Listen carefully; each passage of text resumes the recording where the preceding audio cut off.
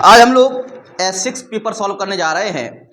इस पेपर को प्राप्त कहाँ से करना है, हमारे टेलीग्राम मैथ्स बाय सौरभ खरे से आप प्राप्त कर सकते हैं, उसको सॉल्व करेंगे। फिर इसका जो वीडियो सॉल्यूशन है हमारे यूट्यूब चैनल वाई पराग कोचिंग ऑफिशियल पे प्राप्त कर सकते हैं, ठीक है ना। आज का पहला question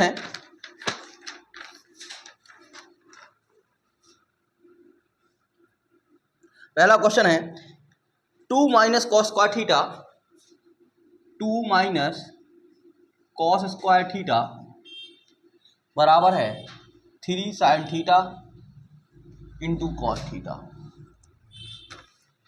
2 minus cos square theta बराबर 3 sine theta into cos theta. इस पे काम करना है। अब इसमें एक बात इसमें लिखी गई है कि sine theta is not equal to cos theta. Sine theta is not equal to cos theta, इस बात को जरूर याद रखिएगा, नहीं तो सवाल गलत हो सकता है आपका। Sine theta is not equal to cos theta ऐसा कब होता है हमारे पास, जब थीटा बराबर अगर 45 हो जाएगा तो साइन थीटा और कॉस थीटा कैसे हो जाएंगे, बराबर हो जाएंगे। अर्थात टेन थीटा की वैल्यू यहाँ पर उसने मना किया कि टेन थीटा कितना होगा, तो टेन 45 मत ले लेना, क्योंकि टेन 45 जैसे ही लेंगे तो आपका आंसर एक आने लगेगा और पहला ऑप्शन आपको मैच करा देगा, तो ये पहला वाला ऑप्शन आंसर नहीं हो पाएगा। क्या बात क्लियर हो पा रही है? कई लोग यहाँ पे 10 45 रखेंगे, उनका मैच करने लगेगा, और 10 45 रखेंगे आंसर एक आ जाएगा, और जैसे ही एक आएगा तो आप ऑप्शन ए पे जा सकते थे और ऑप्शन एक लगाएंगे तो गलत हो जाएगा क्वेश्चन आपका। इससे बचने के लिए आपको क्या करना, तो यहाँ थीटा और आप 45 नहीं रखना। इसका उद्देश्य है sine theta is not equal to cos theta, इसका मतलब आप थीटा और आप 45 नहीं रख सकते हैं, ठीक है। अब करेंगे क्या हम लोग, तो हम लोग को करना क्या है, देखो अगर हम लोग देखें, अगर दोनों पक्षों में cos स्क्वायर थीटा से भाग दे दें, दोनों पक्षों में cos स्क्वायर थीटा से भाग दे दें, तो cos स्क्वायर थीटा से भाग देंगे तो हो जाएगा एक cos sec स्क्वायर थीटा, यहाँ बचेगा 1, यहाँ बचेगा cos स्क्वायर थीटा से भाग देंगे तो बचेगा 3 tan थीटा, है ना बेटा। cos थीटा कट जाएगा, sine theta upon cos theta बचेगा, tan थीटा हो जाएगा। अगर हम लोग यहाँ देखें अब तो 2 sec square theta minus 3 tan theta minus 1 बराबर 0, ऐसा लिख लेंगे। एक्चुअली सेक स्क्वायर थीटा क्या होता है, 1 प्लस टेन स्क्वायर थीटा, क्या होता है 1 प्लस टेन स्क्वायर थीटा, तो इसको लिख सकते हैं 1 plus ten square theta minus 3 tan theta minus 1 बराबर कितना हो जाएगा, 0 हो जाएगा, ठीक है। 2 का मल्टीप्लाई करेंगे, 2 plus 2 ten square theta minus 3 tan theta minus 1 बराबर कितना हो जाएगा, 0। यहाँ हो जाएगा 2 ten square theta minus 3 tan theta और यहाँ बचेगा कितना, +1। 2 एकम 2, इसको अगर हम ब्रेक करेंगे 2 एकम 2 हो जाएगा, तो यहाँ लिख सकते थे हम लोग 2 tan square theta minus 2 tan theta और माइनस tan थीटा +1। इसको हम लोग ब्रेक कर लिए। ब्रेक करने के बाद अगर देखें तो हम लोग यहाँ कॉमन क्या लिख सकते थे, 2 tan थीटा कॉमन ले लेंगे। 2 tan थीटा अगर कॉमन लेंगे तो यहाँ बचेगा कितना आपका, tan थीटा -1, यहाँ बचेगा -1 कॉमन लेंगे तो tan थीटा -1। अब आपको गौर क्या करना है, देखिएगा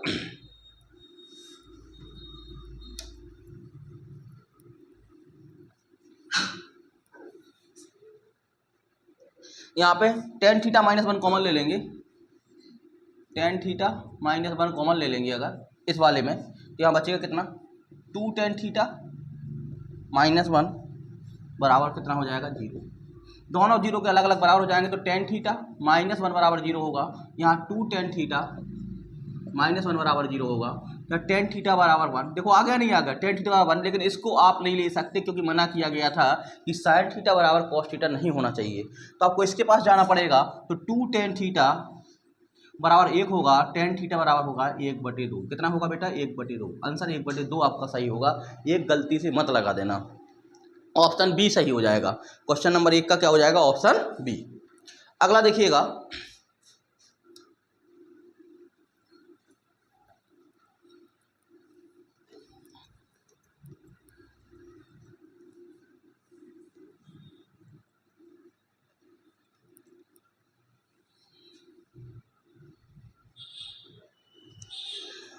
दो नंबर लिखा गया है, त्रिभुज पी क्यू आर का परिकेंद्र, त्रिभुज पी क्यू आर का परिकेंद्र, परिकेंद्र होगा त्रिभुज पी क्यू आर, ऐसा बना लो। सरकम सेंटर कह रहा है, सरकम सर्किल कह रहा है।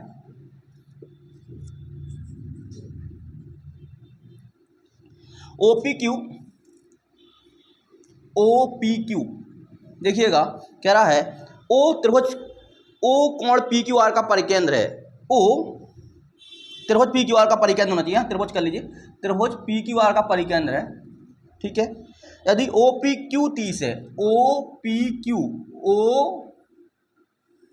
ओ पी क्यू, ए वाला कोण कितना दिया गया आपका 30 दिया गया, ओ पी क्यू, ए वाला कोण कितना दिया गया 30, ओ पी क्यू कितना है 30 है, ये दोनों की सर्कम रेडियस होगी, परित्रिज्या होगी, और कह रहा है तो पी ओ क्यू कितना होगा, P O Q, P O Q इसकी वैल्यू चाहिए है। अगर देखो ये दोनों की जब सर्कम रेडियस होगी आर आर, तो ए वाले कोण भी आपस में कैसे होंगे, बराबर होंगे, ये 30 है तो ये भी कितना हो जाएगा 30 हो जाएगा। अब त्रिभुज के तीनों कोणों का योग 180 होता है, तो 180 में से 30 30 60 घटा देंगे तो कितना बचेगा यहाँ पे 120, कितना आ जाएगा 120। बात क्लियर हो रही है, तो पी ओ क्यू कितना हो जाएगा 120 डिग्री, पी ओ क्यू कितना हो जाएगा 120 डिग्री, दूसरे का क्या हो जाएगा डी आपका सही हो जाएगा। तीसरा नंबर क्वेश्चन है, लिखा गया है ए स्क्वायर प्लस बी स्क्वायर, ए स्क्वायर प्लस बी स्क्वायर बराबर लिखा गया है 26 पूछ रहा है, और a इंटू बी दिया गया है 5, तो कह रहा है a माइनस बी का होल घात 4 बताना है। अब गौर करिएगा आप इस सवाल में, अब देखो ऐसे सवाल को बहुत सॉल्व करने मत जाइए। अब देखिएगा यहाँ पे क्या संभावना बन सकती है। अगर हम देखें तो यहाँ लिखें 5 गुणा 1 कर दें, 5 एकम 5 हो जाएगा, नहीं हो जाएगा, 5 एकम 5 हो जाएगा, यहाँ 5 25, 5 का स्क्वायर 25 प्लस 1 का स्क्वायर कितना 1 26 हो जाएगा, 5 का स्क्वायर प्लस, मतलब हिट एंड ट्रायल करना है आपको, यहाँ पे हिट एंड ट्रायल करेंगे तो 5 और 1 बहुत छोटी राशि है, 5 5 25 से कितना हो जाएगा 26 हो जाएगा, कितना हो जाएगा 26, इसका मतलब इसका मान रहा होगा 5, इसका रहा होगा 1, इसके घात हो जाएगी 4, तो 4 का पावर 4 चौको 16, 16 256 आ जाएगा, इसका कितना हो जाएगा 256, तो तीसरे का सी वाला ऑप्शन आपका क्या हो जाएगा सही हो जाएगा, ठीक है ना। अगला देखिएगा चौथा नंबर,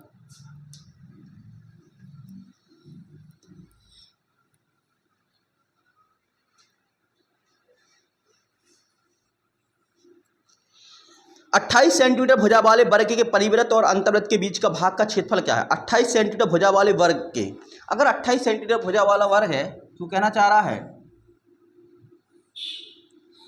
इसका एक सर्किल बाहर बनाया गया, एक सर्किल बाहर बनाया गया, एक सर्किल इसके अंदर बनाया गया। अगर हम लोग देखें कि इसकी जो भुजा है, यहाँ पे जो भुजा दी गई है वो 28 है, ये कितनी है आपकी 28 है, तो इसकी अंदर वाले की त्रिज्या कितनी हो जाएगी, अंदर वाले की त्रिज्या हो जाएगी 14, अंदर वाले की त्रिज्या कितनी हो जाएगी 14। आगे लिख रहा है 28 सेंटीमीटर भुजा वाले वर्ग के परिवृत्त और अंतर्वृत्त के बीच के भाग का क्षेत्रफल चाहिए है, तो आप बताइएगा बाहर वाला इसका ए वाला डायगोनल हो जाएगा, ए वाला क्या हो जाएगा विकर्ण हो जाएगा, तो डायगोनल कितना होगा, पूरा डायगोनल अगर देखा जाए इसका पूरा डायगोनल जो होगा वो कितना होगा 28√2, कितना होगा 28√2, ए √2 हो जाएगा डी बराबर। अब इसका आधा वाला भाग चाहिए है तो आधा बटे आधा कर दो, इसकी जो त्रिज्या हो जाएगी कैपिटल आर हो जाएगी 14√2 हो जाएगी, कितना हो जाएगी बेटा 14√2 हो जाएगी। आप देख सकते हैं अंदर वाली त्रिज्या स्मॉल आर जो हम लोग निकाल के आए वो 14 हो गया, कैपिटल आर जो निकाल के आए वो 14√2 हो गया, 14 कितना हो गया बेटा 2 हो गया। अब वो पूछ रहा है आपसे परिवृत्त और अंतर्वृत्त के बीच के भाग का क्षेत्रफल क्या है, दोनों के भाग बीच के भाग का क्षेत्रफल चाहिए है, तो हम लोग क्या निकाल सकते हैं pi R square minus pi R square, तो पाई कॉमन ले लेंगे कितना हो जाएगा आर स्क्वायर, 22/7 हो जाएगा। यहाँ पे आर स्क्वायर 14 का स्क्वायर कर देंगे तो 14 का स्क्वायर माइनस 14√2 का होल स्क्वायर कर देंगे, क्या कर देंगे होल स्क्वायर कर देंगे। तो यहाँ पे हम लोग क्या कर सकते हैं अगर देखें तो 22/7 यहाँ 14 का कॉमन ले लेंगे, 14 का स्क्वायर, तो यहाँ बचेगा 1 का स्क्वायर माइनस कैपिटल आर को यहाँ लगाना पड़ेगा ना, कैपिटल आर यहाँ लगाना पड़ेगा, थोड़ा सा यहाँ पे उल्टा कर दिया हम लोगों ने, यहाँ हो जाएगा 22/7, 14 यहाँ पे हो जाएगा 14√2 का स्क्वायर माइनस 14 का स्क्वायर, इस तरीके से क्वेश्चन आपको करना था। तो हम लोग अगर देखें यहाँ पे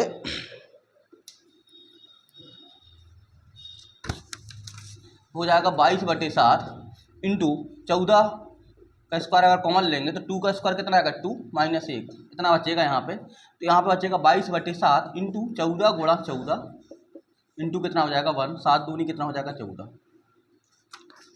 इसका जो क्षेत्रफल आएगा 22 दूनी 44 गुणा 14, 14 चौको कितना आ जाएगा 56, 5 14 चौको 56 और 5 कितना हो जाएगा 61, 616 आ जाएगा। कितना आ जाएगा दोनों के बीच की क्षेत्रफल कितना आ जाएगा 616। ए ऑप्शन आपका क्या हो जाएगा सही हो जाएगा। बात क्लियर हो पा रही है। अगला देखिएगा 5 नंबर इंपोर्टेंट है।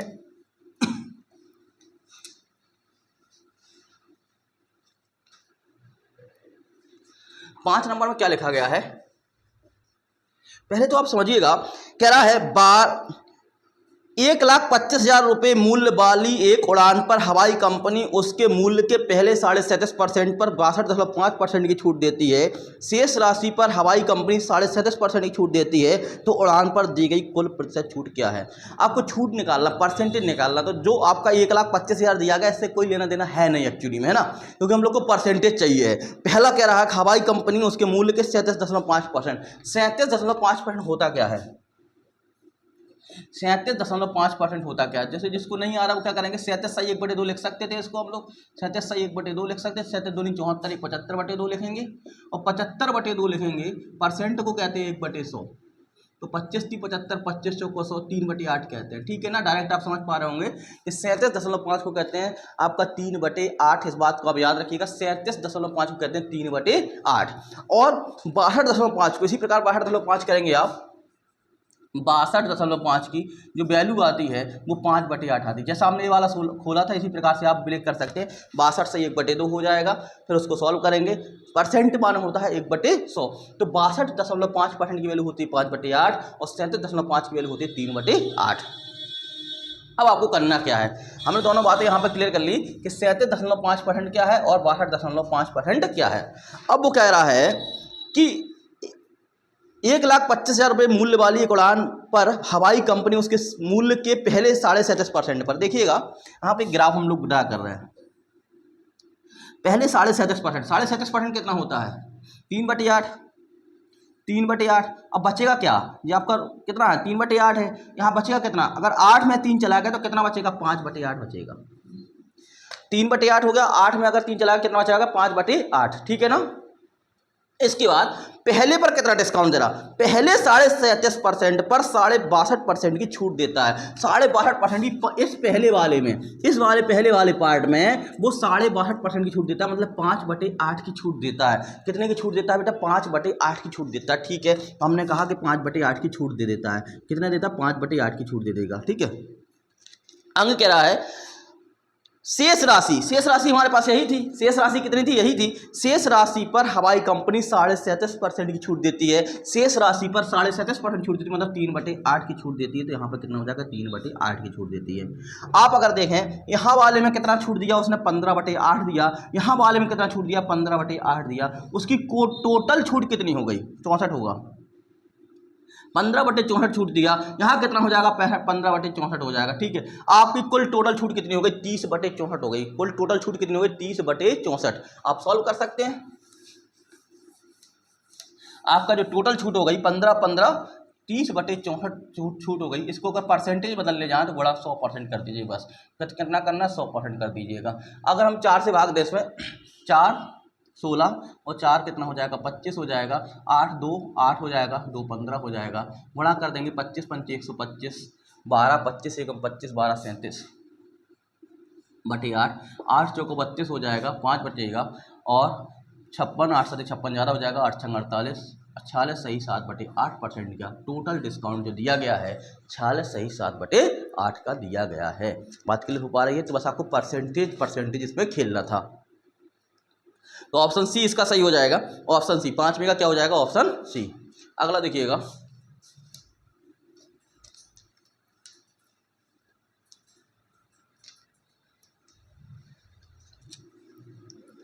6वें नंबर में लिखा गया है,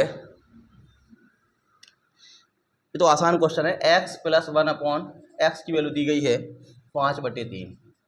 पूछा गया x² + 1/x²। तो हम क्या करेंगे दोनों पक्षों का वर्ग कर देंगे, दोनों पक्षों का वर्ग कर देंगे। क्या हो जाएगा x² + 1/x² + 2 बराबर हो जाएगा 25/9। बस 2 को घटा दीजिए तो x² + 1/x² बराबर हो जाएगा 25/9 - 2। 9 दूनी 18, 25 से 18 जाएगा कितना बचेगा 7/9। तो x² + 1/x² बराबर हो जाएगा 7/9। ऑप्शन ए सही हो जाएगा। अगला देखिएगा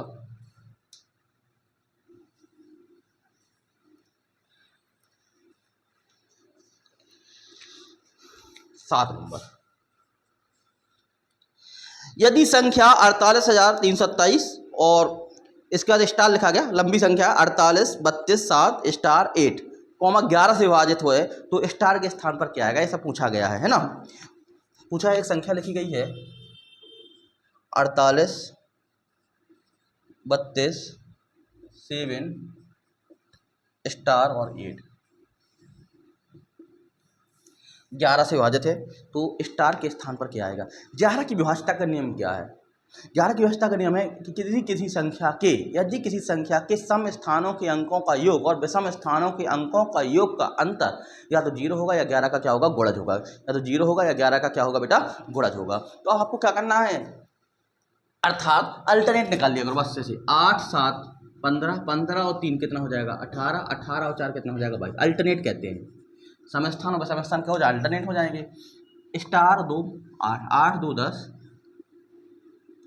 प्लस स्टार को अगर हम लोग एक्स मान ले रहे हैं तो यहाँ लिख दे रहे हैं एक्स बराबर कितना मान, या तो 0 होगा या 11 का कोई मल्टीपल होगा, 0, 11, 22 इस तरीके से आप ले सकते हैं, ठीक है ना। हम लोग अगर देखें तो यहाँ हो जाएगा 22 से -10 माइनस एक्स बराबर अगर 0 किया जाए, पहली कंडीशन में क्या करेंगे 0 करके देखेंगे तो 22 में से 10 जाएगा 12 बचेगा, 12 माइनस एक्स बराबर 0। अगर एक्स बराबर देखें 12, क्या 12 संभव है, तो आप याद रखिएगा कि कभी भी अगर डिजिट की बात पूछे, इस डिजिट की बात पूछे तो कभी ये डिजिट माइनस में नहीं हो सकता है, पहला काम। डबल डिजिट में नहीं हो सकता क्योंकि सिंगल डिजिट पूछा गया उसमें, माइनस में नहीं हो सकता है, आपका डबल डिजिट में नहीं हो सकता, फ्रैक्शन में नहीं हो सकता है। तो इसके लिए हम क्या करेंगे, जो हमें 0 के लिए 0 ना लेकर के यहाँ पे क्या लेना पड़ेगा, दूसरा पार्ट लेना पड़ेगा 11। क्या ले लेंगे हम लोग 11। अगर 11 लेंगे तो यहाँ पे एक्स बराबर कितना आ जाएगा 1 हो जाएगा, एक्स बराबर कितना हो जाएगा 1। अगर यहाँ पे 1 रख दिया जाए तो यह संख्या 11 से पूर्णतः विभाजित हो जाएगी, अर्थात इसका आंसर 7 का क्या हो जाएगा, डी हो जाएगा। कितना हो जाएगा, डी। अगला क्वेश्चन है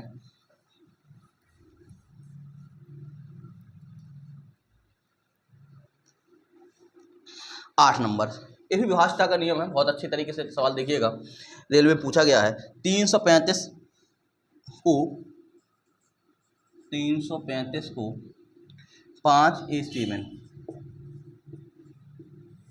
5A7 में जोड़ा जाता तो 8B2 प्राप्त होता है, 8B2 प्राप्त होता है। और जो 8B2 प्राप्त हो रहा है वो 3 से विभाज्य है। जो ये संख्या है 8B2 है वो किससे विभाज्य हो रही है, 3 से विभाज्य हो रही है। कह रहा है जो 8B2 है, देखो ये भी कह रहा है बगल में, जो 8B2 है जो प्राप्त हुआ है ये वाली संख्या वो किससे विभाज्य, 3 से विभाज्य।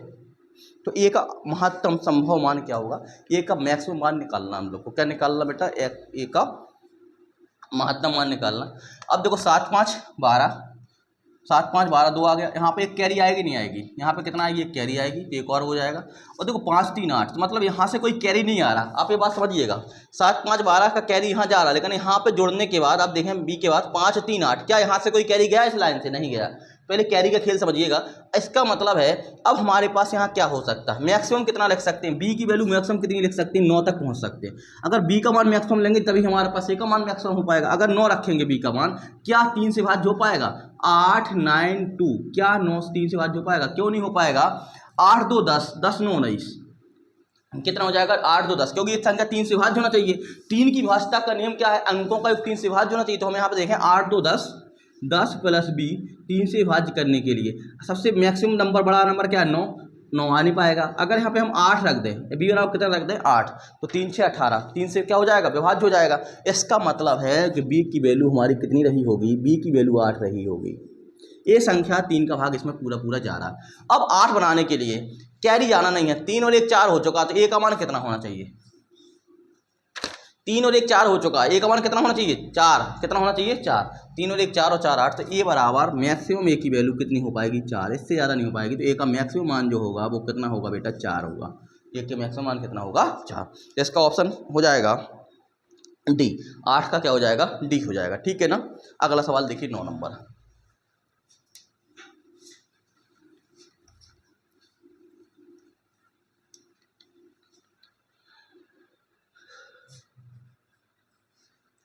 नौ नंबर में लिखा गया अमिताभ के पास कुछ टॉफियाँ हैं, यदि उन्हें 10 बच्चों के बीच बराबर बराबर बांटता है 10 9 टॉफियाँ शेष बचती हैं। अगर वो कहता है 10 टॉफियाँ बांटता है तो उसके पास कितनी टॉफियाँ शेष बचती हैं? 9।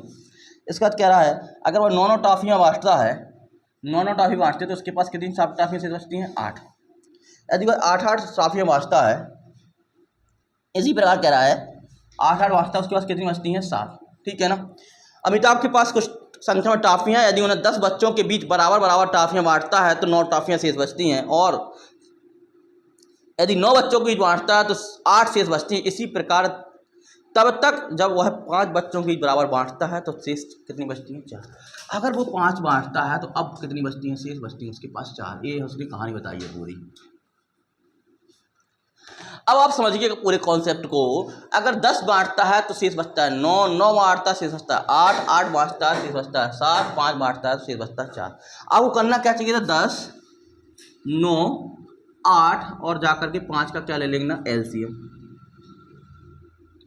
एलसीएम लेना था। एलसीएम सब में कितने का डिफरेंस आ रहा है? 1 का। सब में कितने का डिफरेंस आ रहा है? 1 का। सब में कितने का डिफरेंस आ रहा है? 1 का। एलसीएम लेने के बाद आपको एक्चुअली में जो कह रहा है वो ऑप्शन के आधार पर कह रहा है 50, 40, 50, 41, 50, 39। मतलब इसका जो एलसीएम आएगा, एलसीएम लेने के बाद इसके हम राउंड फिगर में चलेंगे बाद में जाकर के। जो एलसीएम आएगा, एलसीएम का क्या करेंगे हम लोग? n टाइम्स कर देंगे, n टाइम्स, n बार, 1 बार, 2 बार, फिर माइनस क्या कर देंगे? 1 कर देंगे। तो आपका आंसर आपको क्या हो जाएगा? मिल जाएगा। क्या हो जाएगा? आपका आंसर मिल जाएगा।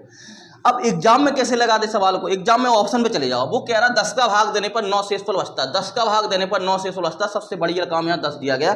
आप देखो किस ऑप्शन में 10 का भाग देने पर 9 बचेगा। ए वाले ऑप्शन में भाग पूरा पूरा चला जाएगा, 50, 40, 50, 40 पूरा चला जाएगा। 50, 41 में 1 शेष बचेगा क्योंकि विभाज्यता के नियम से। 50, 39 में ही एक संख्या है जिसमें 9 शेष बचेगा। और डी ऑप्शन में 50, 38 है, उसमें अगर 10 का भाग दिया तो 8 से बचेगा।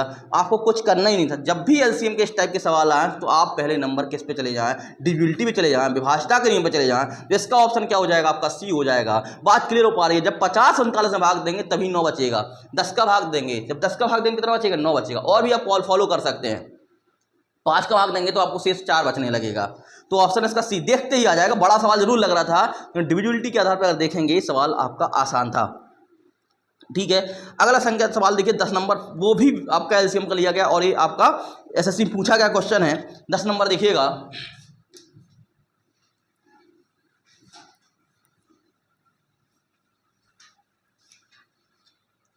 दस नंबर में लिखा गया है बेटा x माना x ऐसी सबसे छोटी संख्या है जिसे 2000 में जोड़ने पर, वो कह रहा है एक x एक ऐसी संख्या है जिसे 2000 में जोड़ने पर 2000 में एक संख्या x को जोड़ दिया जाए। x एक ऐसी छोटी संख्या है जिसे किस में जोड़ने पर? 2000 में जोड़ने पर। हमने 2000 में जोड़ दिया है। प्राप्त संख्या, अब जो ये संख्या प्राप्त हो रही है, ये जो संख्या प्राप्त हो रही है वो किस किस से विभाजित हो रही है? ये संख्या जो प्राप्त हो रही है 12, 16, 18 और 21 से विभाजित हो रही है। 12, 16, 18 और 21 से विभाजित हो रही है। 2000 प्लस x जो संख्या है वो कह रहा है 2000 में कम से कम कौन सी संख्या जोड़ी जाए? जो x संख्या जोड़ी जा रही है उसमें 12, 16, 18 और 21 से भाग देने पर पूर्णतः विभाजित हो जाए। x के अंकों का योग क्या होगा? अब आपको अंकों का योग की बात हो, अंकों के योग की बात हो तो हमें 3 और 9 याद आता है। जब अंकों के योग की बात हो तो 3 और 9 याद आता है। अब बताइए 18 में 9 है कि नहीं है? पहले हम 9 को प्रेफर करेंगे, इसके बाद अगर 9 नहीं मिलता तो हम 3 को प्रेफर करने लगते। अब 18 में कितना है? 9 है। अगर 18 किसी न किसी संख्या 9 से बना है, 18 के अंदर क्या नहीं है? अगर कोई संख्या 18 से विभाजित है निश्चित तौर पर वह संख्या 9 से विभाजित रही होगी। निश्चित तौर पर संख्या 9 से विभाजित रही होगी। इसका मतलब ये हो गया कि 2000 प्लस एक्स, 2000 प्लस एक्स में अगर 9 से विभाजित करना है तो एक्स का अंकों का योग कितना होगा? इसके अंकों का योग कितना है? 2 है। इसके अंकों का योग कितना होना चाहिए था? 7। इसके अंकों का योग कितना होना चाहिए? 7। एक्स बराबर यहाँ पर 7 आ जाएगा क्योंकि इसके अंकों का योग कितना है? 2000 के अंकों का योग 2 हो गया। एक्स के अंकों का योग कितना होगा? 7। तभी जाकर के संख्या किससे भाज्य होगी? 9 से भाज्य होगी। तो एक्स के अंकों का योग होगा कितना आपका बेटा? 7। ठीक है ना। तो एक आसान सा सवाल था। अगला नंबर देखिए 11 नंबर।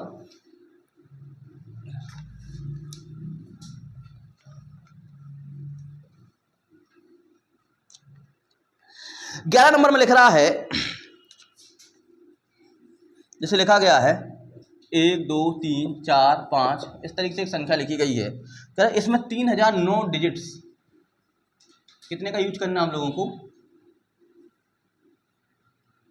9 डिजिट्स का यूज करना है, इतने अंक यूज करना है। यहाँ तक नहीं लिखी गई संख्या, 3009 अंकों का यूज करना है। इसके लिए हमने बहुत बेस्ट तरीका आपको बताया था। अगर आप समझिएगा 1 से लेकर के 9 तक में कितने अंकों का प्रयोग होता है, 9। अगर 1 से लेकर 9 अंक तक लिखते हैं तो कितने अंकों का प्रयोग होता है, 9।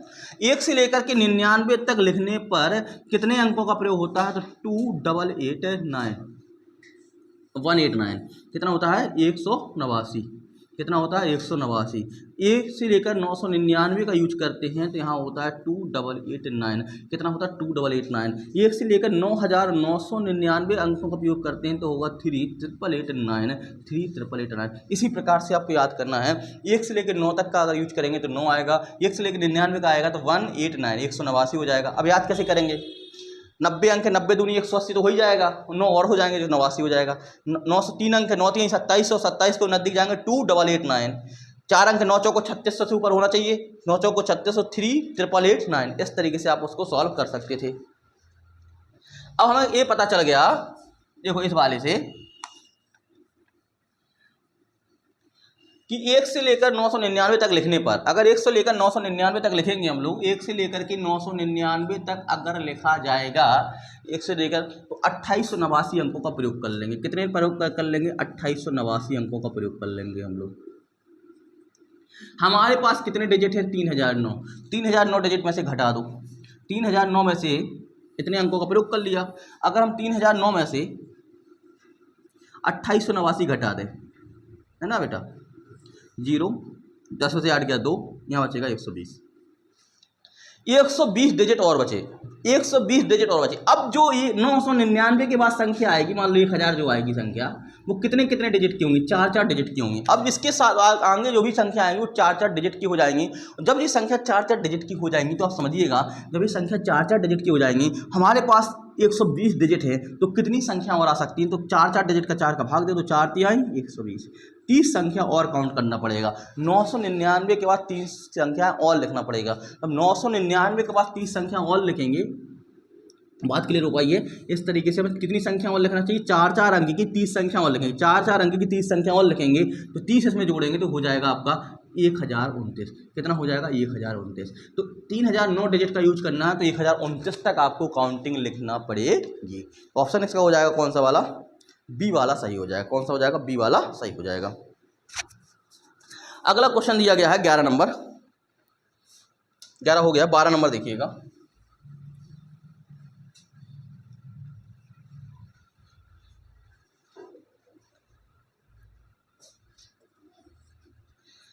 कह रहा है एक्स का मान क्या होगा, 7 अंक की संख्या 91876x2 बटे किसका भाग देना है, 72 का। यहाँ 2 लिखा गया,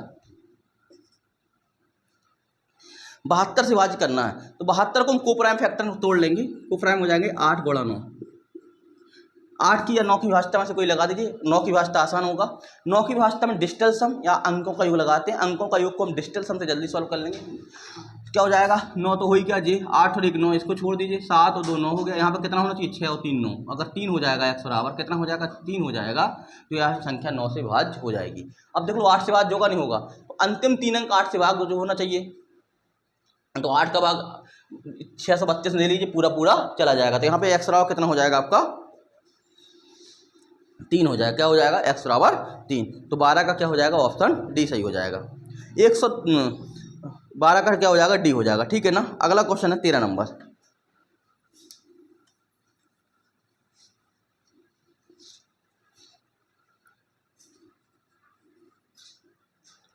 ये 125 के नज़दीक ऐसी संख्या था जो 17 से पूर्णतः विभाजित है। भैया 125 के नज़दीक चाहिए है जो 17 से विभाजित है। इसका एक पड़ोसी आगे होगा, एक पड़ोसी बाहर होगा। नज़दीक 2 संख्या होंगी, एक आगे वाला पड़ोसी, एक पीछे वाला। 17 7 119 होता है और 17 8 136 होता है। 2 पड़ोसी हो जाएंगे, 119 136। 2 संख्या बताना था, नज़दीक ऐसी संख्या होंगी, एक नज़दीक आगे होगी, एक नज़दीक क्या होगी, पीछे होगी। तो 2 संख्याएं देखो, दोनों 119 भी 136। तो यहाँ गलती कराने के लिए आप 119 लगा देते जल्दीबाजी में, तो आपको देखना है सी ऑप्शन में ए और बी बोथ लिखा गया। ठीक है। 14 नंबर देखिएगा।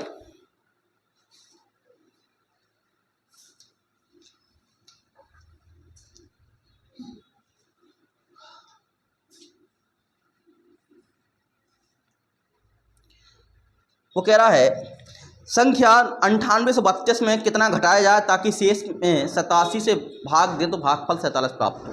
संख्या 9832 में कितना घटाया जाए, 9832 में हमने मान लिया है x घटा दिया जाए ताकि शेष में अब जो बचा रहे, ताकि शेष में 87 से भाग दे। अब जो बचा रहे उसमें किससे भाग दे दो, 87 से। 87 भाग दिया जाए तो शेष पर भागफल कितना होगा, 47। अब आंसर कितना आना चाहिए, 47। ये आंसर कह रहा है कि 9832 में से क्या घटा दिया, मान लो x घटा दिया कि भाग ऐसा 87 से दिया जाए तो भागफल कितना हो जाए आपका 47 हो जाए। क्वेश्चन आपका कितना हो जाए, 47 हो जाए। ठीक है, गुणा भाग करना था इसमें, तो 9832 माइनस x बराबर, इसको लिख सकते थे हम लोग 87 गुणा 47। 87 गुणा 47 को एक और अच्छा क्या लिख सकते हैं, 87 को लिख सकते हैं गुणा 40 प्लस 7। जब आपको गुणा भाग समस्या हो रही तो आप लिख सकते हैं 40 प्लस 7, है ना। 87 गुणा 40 प्लस कितना लिख सकते हैं, 7। यहाँ हो जाएगा 9832 माइनस x हो जाएगा 4 7 28, 2 4 8 32, 32 2 34 180 हो जाएगा, प्लस 7 7 49, 4 7 8 56, 56 और 4 कितना हो जाएगा आपका 60, 7 7 49, 4 7 8 56 7, यहाँ हो जाएगा 9832 माइनस एक्स। 9832 माइनस एक्स अगर देखेंगे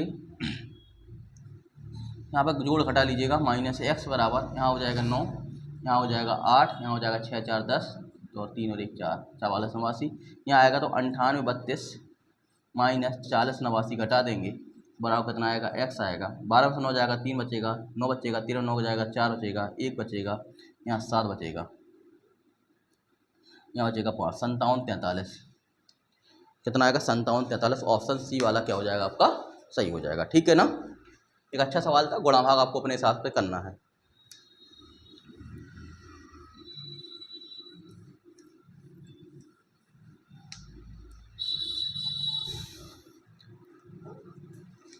पंद्रह नंबर सवाल देखिएगा,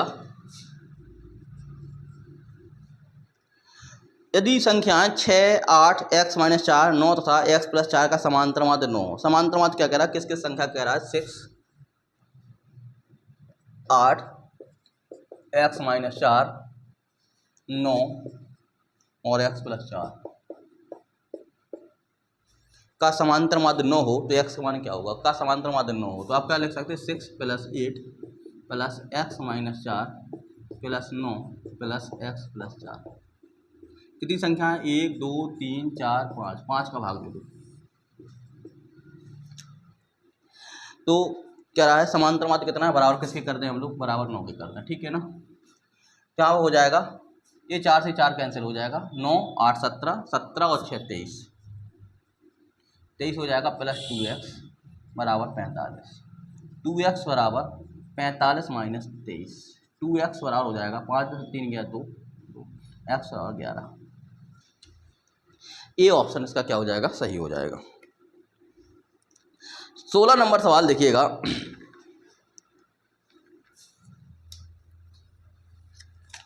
जब अनुमानतः कहे सवाल में तो आपको अनुमान ही लगाना है ना, अब उसको लगाने मत लगिए बहुत ज़्यादा। जैसे लिखा गया है 67.96, 16 नंबर सवाल में लिखा गया है 67.96 प्लस 5.12 माइनस 0.89 भागे 31.88। देखिए बोर्ड मास लगाएंगे इसमें, तो यहाँ माइनस है यहाँ प्लस है, तो पहले प्लस वाले को जोड़ देंगे तो यहाँ हो जाएगा कितना, 6 2 8 9 और 1 10, 5 और 1 6 और 7 6 13, 1 हो जाएगा 73 माइनस यहाँ 0.89 लिखा गया बेटा, अगर इसमें हम लोग भाग दें 31.88 का, अब आप समझिए 73.08 में अगर 89/3188 का भाग दें, किसने भाग दें हम लोग, 3188 का, अब बताइए कितना माइनर बचेगा, 3188 बहुत न्यूनतम बचेगा ना, मतलब इसका आंसर जो बचेगा वो 73 के समथिंग आएगा। कितना आएगा, 73 के अनुमानतः समथिंग आएगा। यही सवाल लगाना था आंसर। देखो सब ऑप्शन देख लीजिए करो ऐसे सवालों में, 150, दूसरा 48, तीसरा 35, चौथा 73, कितने दूर दूर आंसर है। अब ऐसा नहीं एक्यूरेट आंसर लाने के लिए आप लग जाए एग्जाम में, उसने कहा है अनुमान लगाना है और आंसर काफ़ी दूर दूर दिए हैं, तो आप ये तुक्का भी लगा सकते हैं कि इतना ही आएगा। देखो इसमें भाग देने की आवश्यकता नहीं है, 73 आएगा, इसमें से कुछ घटेगा, 73 के समथिंग आएगा। 17 नंबर क्वेश्चन देखिएगा।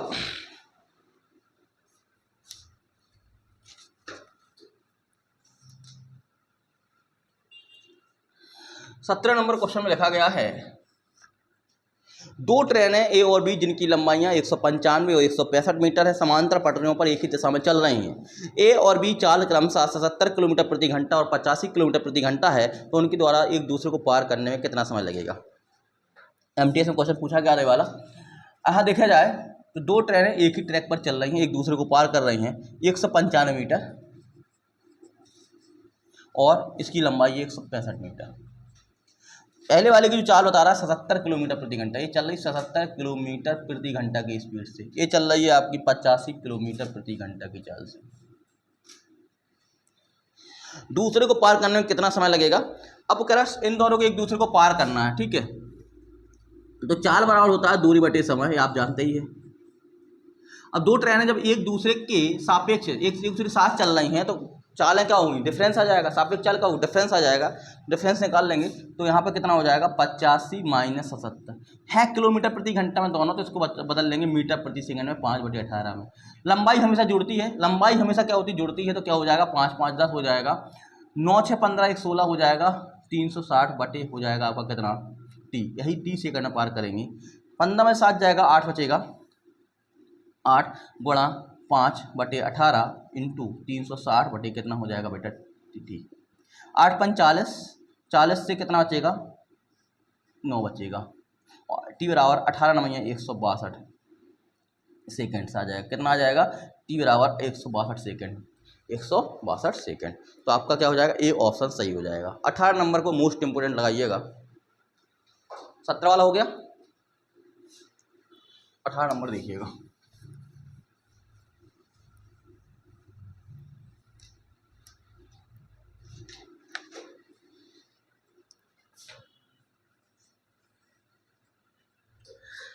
एक बस टर्मिनल से प्रत्येक 10 मिनट के अंतराल पर 42 किलोमीटर प्रति घंटे की गति से बसें छूटती हैं। जैसे ये बस टर्मिनल है, बस टर्मिनल जहाँ से बस स्टैंड कहलाता है ना, ये बस टर्मिनल है आपका, ये टर्मिनल है, ये टर्मिनल हो गया। यहाँ से बसें निकलती हैं, हर 10 मिनट के अंतराल पर 42 किलोमीटर प्रति घंटे की गति से बसें छूटती हैं। यहाँ से छूटती हैं 42 किलोमीटर 10 मिनट के अंतराल पर। पहला बात आप ये समझिए, पहली बार आप कहीं ना कहीं उसको पहुँचा दीजिए 10 मिनट में, तो यहाँ से यहाँ तक 10 मिनट में, यहाँ से यहाँ तक 10 मिनट में बस यहाँ तक पहुँची होगी। इसकी स्पीड क्या है बस की जो स्पीड है, बस की जो स्पीड है वो 42 किलोमीटर प्रति घंटा, 42 किलोमीटर प्रति घंटा है, ठीक है। हर 10 मिनट में छूटती हैं, तो 10 पहली वाली बस हर 10 मिनट में छूटती है, तो समझिएगा पहली वाली बस 10 मिनट में कहीं ना कहीं होगी नहीं होगी। हमने मान लिया कि वह दूरी यहाँ से यहाँ तक तय कर ली होगी। कितनी दूरी तय कर ली होगी, एक बस को आपने निकाल दिया 10 मिनट में, ये वाली बस यहाँ से यहाँ तक पहुँच जाएगी, यहाँ से यहाँ तक पहुँच जाएगी, यहाँ से यहाँ तक पहुँच जाएगी। यहाँ पे कह रहा है विपरीत दिशा से बस टर्मिनल की ओर आने वाले एक व्यक्ति को बस 8 मिनट के अंतराल मिलती है। पहली बार अगर व्यक्ति को यहाँ मिला होगी बस, यहाँ से व्यक्ति चला दो, विपरीत दिशा से चल रहा व्यक्ति इस तरफ की ओर, पहली बार तो यहीं मिली होगी। अगली बार जब वो चला होगा तो बस यहाँ से यहाँ आई होगी, बस यहाँ से यहाँ आई होगी, व्यक्ति यहाँ से यहाँ गया होगा। अगली बार जब चला होगा तो बस कहाँ से, बस यहाँ से यहाँ आई होगी, बस यहाँ से यहाँ आई होगी और मैंने यहाँ से, व्यक्ति यहाँ से यहाँ आया होगा। अब बताइए यहाँ से यहाँ तक आने में बस को जितना समय लगेगा उतना ही व्यक्ति को यहाँ से यहाँ तक लगेगा। बस यहाँ से यहाँ तक, बस को यहाँ से यहाँ तक आने में जितना समय लगेगा उतना ही व्यक्ति को यहाँ से यहाँ तक लगेगा, नहीं लगेगा। भाई पहली बार जब बस थी टर्मिनल से निकली यहाँ पहुँची, पहली बस यहाँ 10 मिनट में पहुँचती है, लेकिन जब व्यक्ति को पहली बार 10 मिनट मिलती है तो अगली बार व्यक्ति यहाँ आगे की तरफ बढ़ता है, तो स्वाभाविक रूप से उसको कम समय मिलेगी, नहीं मिलेगी। भाई यहाँ से निकल रही है एक बस, यहाँ से यहाँ तक निकली, एक बस यहाँ से क्या होगी, यहाँ तक निकली है, यहाँ कितने मिनट मिलेगी 10 मिनट में। अब आप आगे बढ़ गए, अब बस आपको पहले जल्दी नहीं मिलने लगेंगी, क्या होगी, बस आपको क्या मिलने लगेगी, जल्दी मिलने लगेगी। तो क्या रहा है सवाल, एक बस टर्मिनल से प्रत्येक 10 मिनट के अंतराल पर 42 किलोमीटर प्रति घंटे गति से बस छूटती हैं। विपरीत दिशा से बस टर्मिनल की ओर आने वाले व्यक्ति को ये बसें 8 मिनट के अंतराल पर मिलती हैं। तो अब बताइए यहाँ से यहाँ तक जितना समय लगेगा इसको आने में, तो यहाँ से यहाँ तक कितना समय लगेगा, यहाँ से यहाँ तक इसको लगेगा 8 मिनट। बस को यहाँ से यहाँ तक पहुँचने में कितना मिनट लगेगा? 8 मिनट। तो व्यक्ति को यहाँ से यहाँ तक आने में कितना मिनट लगेगा? 8 मिनट। बात क्लियर हो पा रही है हमारी?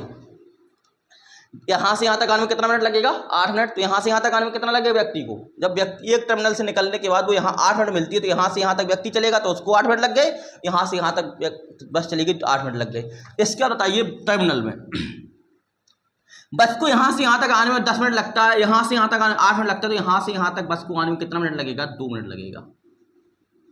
ये वाली दूरी दोनों की कॉमन हो गई। तो हम कह सकते हैं 8 मिनट में व्यक्ति द्वारा चली गई दूरी, व्यक्ति द्वारा कवर की गई दूरी, द्वारा चली गई दूरी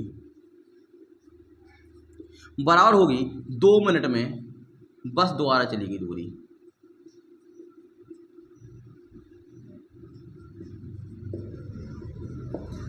आठ मिनट में व्यक्ति द्वारा चली गई दूरी बराबर 2 मिनट में बस द्वारा चली गई दूरी। बात समझ में आ गई होगी। बस अब आपको क्या दूरी बराबर करना है, हम लोग लिख सकते थे इसको 8 मिनट में, तो 8 मिनट तो रहेगा ही। व्यक्ति की चाल निकाला तो व्यक्ति की चाल हो गई m बराबर 2 मिनट में बस 2 मिनट। देखो 2 मिनट लिख दे रहे हैं, हम बदल नहीं रहे हैं, एक्चुअली बदल नहीं रहे हम लोग, मिनट से मिनट कट जाएगा एक्चुअली में, है ना। तो इसकी चाल कितनी है? इसकी चाल कितनी है? 42 किलोमीटर प्रति घंटा। तो 2 मिनट से मिनट कट गया, तो अब जो भी आएगा किलोमीटर प्रति घंटा में आएगा 2, यहाँ 4 हो जाएगा, 2 दूनी 4, यहाँ हो जाएगा 21। तो m बराबर हो जाएगा आपकी मैन की जो चाल आएगी वो आएगी 10.5 किलोमीटर प्रति घंटा। 10.5 किलोमीटर प्रति घंटा। मोस्ट इम्पोर्टेंट सवाल है। जब एक बस गुजर जाए दूसरी गुजार दिया करो बस, ठीक है ना। अगला देखिएगा 19 नंबर।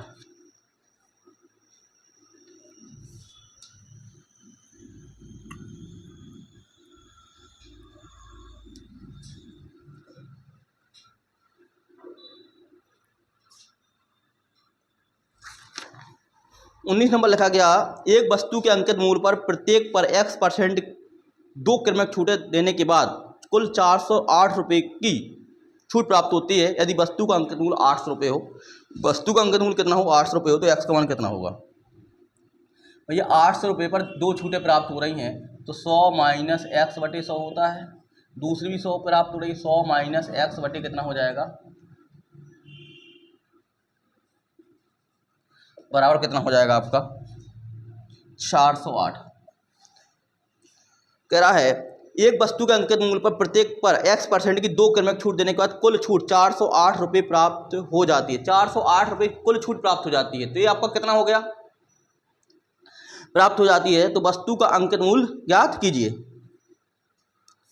तो 408 रुपये कुल छूट प्राप्त हो जाती है, तो अब बचेगा कितना? अंकित मूल्य में ये बचेगा कितना? तो 408, 800 में से 408 घटा दो, 800 में से कितना घटा दो? 408 घटा दो, क्योंकि कुल छूट 408 की है, तो पड़ेगा कितने का हमको? तो 800 घटाएंगे तो यहाँ पे पड़ेगा हमारे पास 392। कितना पड़ जाएगा? 392। यहाँ पे आपको बस क्या करना है? एक्स का मान रख देना, ठीक है ना। एक्स का मान रखेंगे, 4 ऑप्शन दिए गए हैं, तो आपका आंसर वहाँ पे आ जाएगा। हो जाएगा ना। तो कमेंट करके इसको बताइए कि कितना आंसर इसका आएगा। 20 नंबर देखिएगा।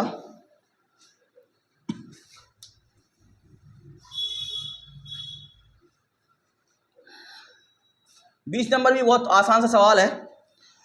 वो कह रहा है निम्नलिखित वृत्त आरेख में एक विद्यार्थी द्वारा 5 विषय ABCDE में प्राप्त कुल का विभाजन ब्रेकअप किया गया है, दर्शाया गया है। प्रत्येक विषय में अधिकतम 150 अंक है, उसने कुल 600 अंक प्राप्त किए। तो विद्यार्थी B और D द्वारा प्राप्त अंकों में कितना अंतर है? तो B द्वारा जो डिग्री प्राप्त हो रहा है, देखो हालांकि आप लोग लगा सकेंगे आराम से 80 डिग्री है, और D में जो प्राप्त हो रहा है 72 डिग्री प्राप्त हो रहा है। इनका डिफरेंस कितने डिग्री का हो जाएगा? डिफरेंस निकाल लो। डिफरेंस हो जाएगा 12, कितना डिग्री का हो जाएगा? 12 डिग्री का। परसेंटेज है क्या? डिग्री है। कितने डिग्री का हो जाएगा? 12 डिग्री का हो जाएगा, बटे 12 बटे 360 इंटू टोटल अंक कितने प्राप्त हैं? 600 अंक प्राप्त किए उसने, 600 अंक प्राप्त किए, ठीक है। यहाँ हो जाएगा कितना? 12 3 36 30 हो जाएगा, 30 दूनी 60 20 हो जाएगा। तो उसने कितने का डिफरेंस आएगा? 20 का डिफरेंस आएगा। ठीक, तो ऑप्शन ए इसका क्या हो जाएगा, सही हो जाएगा। इस तरीके से आपका पेपर 6 नंबर पूर्णतः सॉल्व हो गया। इसको लगातार हमारे साथ बने रहिएगा, ये सीरीज लगातार चलती रहेगी, है ना, तो आपका अच्छा हो जाएगा। Thank you so much.